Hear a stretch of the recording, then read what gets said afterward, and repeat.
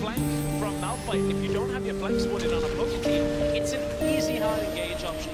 And the CIS team are taking a very early Baron buff here. They are dropping very close. There may be something that comes from it, but the CIS team do want to fight Kira, looking for Zeros. Yeah, double flashes are going to come out. Zeros with a whole lot of no mana. He's got enough mana items though. It's okay. He'll get it back pretty quickly.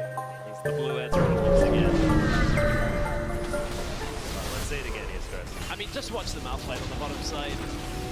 Hits everybody that he needs to, stops the front line from moving around and actually putting any kind of pressure on Fate, and manages to clip Lucian on that. And from this point, there really is nothing that the Japanese team can do. They don't have a setup to poke. Jax isn't tanky enough to be able to go all in here, because look at how healthy Lex is, how healthy Demonko is. Anytime Evie turns around here, he's going to just get taken out. And you can see even trying to go over the wall, nice flash out of the body slam from Dimashka, just takes him out.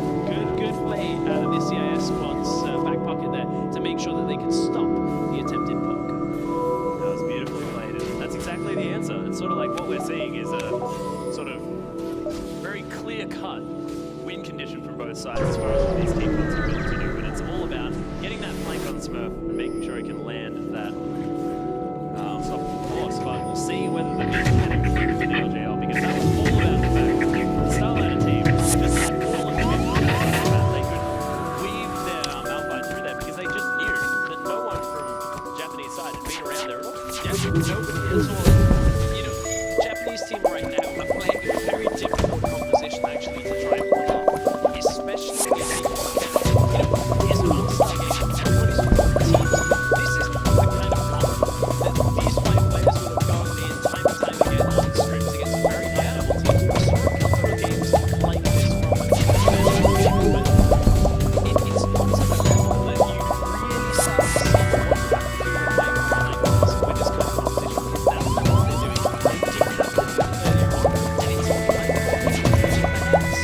and it's all kind of these teams here. Yeah, everyone's wild. You can see that still alive somehow. They take down Rain Brain. It's already Dara who's fallen.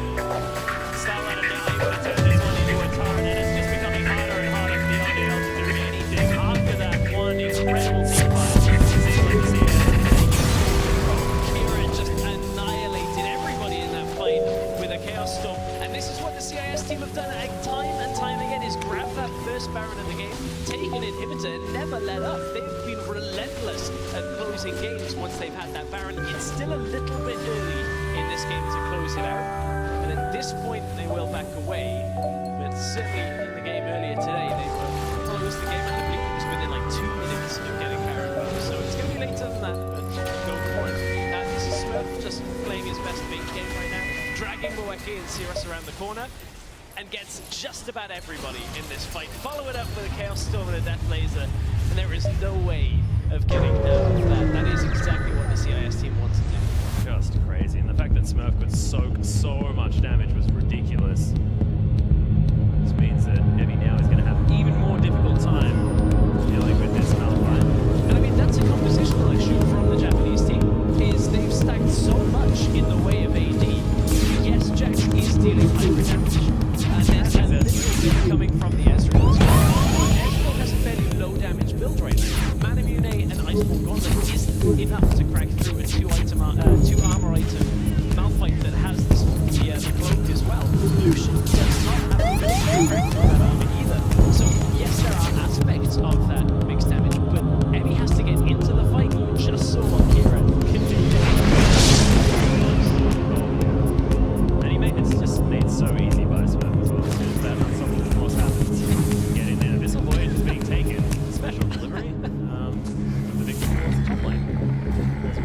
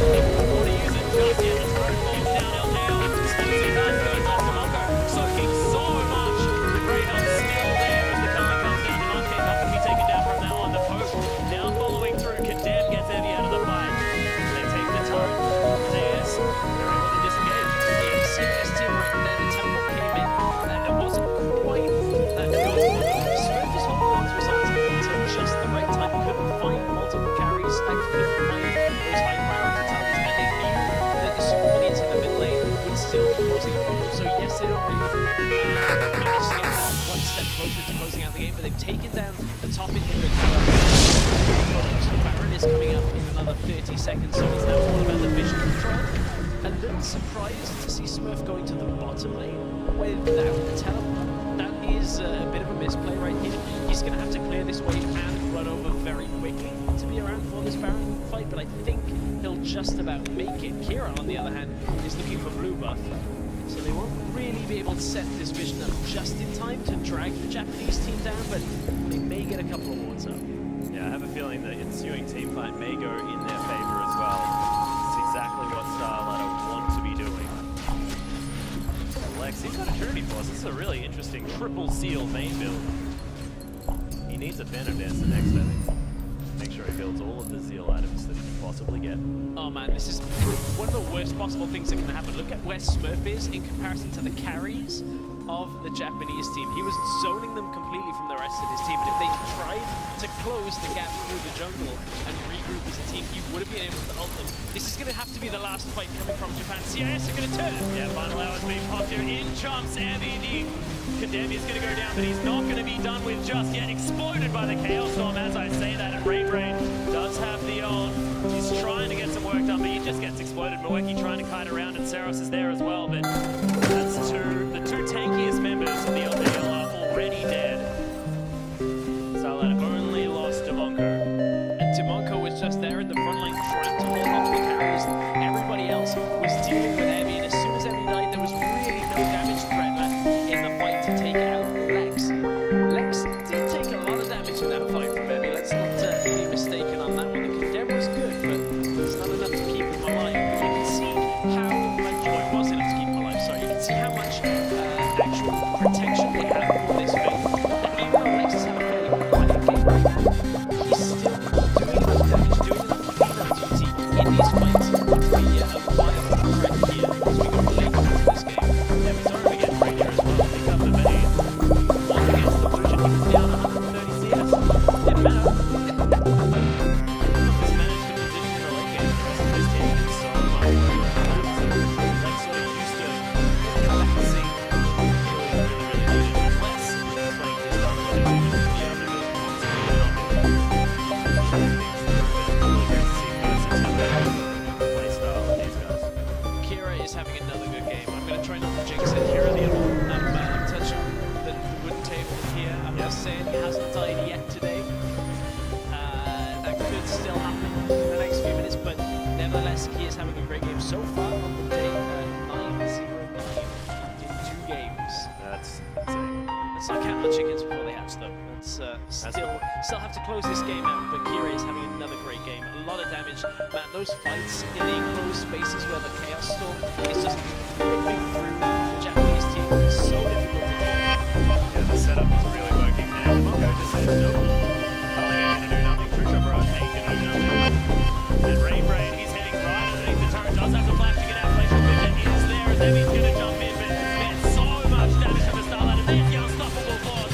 Multiple knockouts from Mweki, and Saros still alive here in the backline, but once again, the 2 tanks are dead and nobody's down on the side of the Starlight. Demonko doing perfect tanking play with this time catch, and that's why it gets banned against these guys every single time, because he's just So good, and there is so much help right now on the CIS team. So much in the way of resistances that nobody can kill the front line for the CIS team. I mean, the Japanese team cannot do anything to get to the back line, and that means Lex and Kira just have free reign to deal as much damage as they want to in that fight. The CIS team didn't even turn the damage on until a good 5 or 6 seconds in that fight when they managed to get the Malphite ultimate. So, Lex hasn't been caught this time though.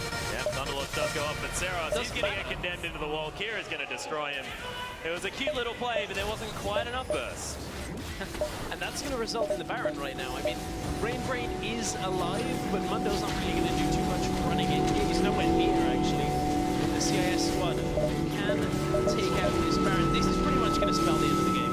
Yeah, it's just, and it's serious tutorial style as well. It's like they went down, just managed to win a team fight, take the 2 inhibitors they'd prepared earlier, transition that up towards the Baron, grab a mid laner for their trouble as well. It just seems like another day in the office here for the CIS, and one more time, Mundo not going to find success. We have been speaking about the fact that, the pick is very, very strong this time around. once again hasn't been the answer. I feel like it's strong, don't get me wrong, but has fundamental weaknesses. It's the same kind of weakness that I feel like Soraka is, that you can fight fairly effectively with just any kind of disengaged competition. You look at the Gragas into the Mundo, you blast the rest of the team away, and what's Mundo going to do? He actually can't close that gap without hard engage like Malphite. It's the same like Soraka, has very obvious strengths, has that ability to heal, but denies any kind of engage from your support. And if you don't have that and can then follow up with the high damage targets that you're healing, it's so incredibly difficult to play. In fact, it works in solo queue because there is no communication.